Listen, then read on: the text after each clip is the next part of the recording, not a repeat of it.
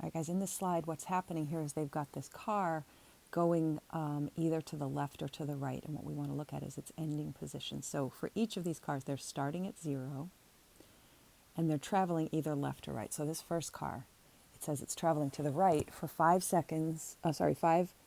units per second and going for 3 seconds. So let's see, it would go 5, 5, 5, and end up at 15, at a positive 15. So in this case, positive is to the right and negative is to the left.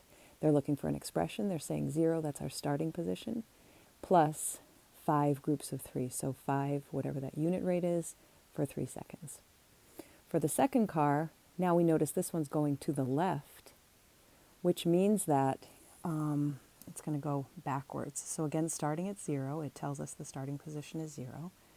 It's going to go 4 units per second, whether that's meters per second or miles per second or however fast that's going, for 6 seconds. So let's see, it would go 1 second.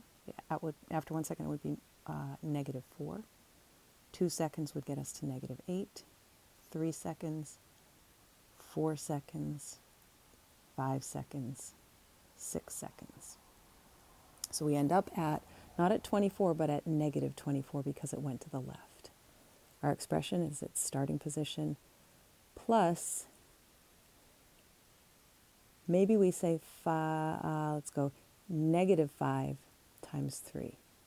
Nope, sorry, -6 times 4. Or we could say 0 minus 6 times 4. Okay, it ends up at -24.